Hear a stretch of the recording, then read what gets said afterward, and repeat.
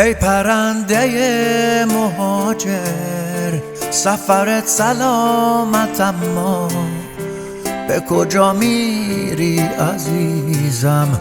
قفس تموم دنیا.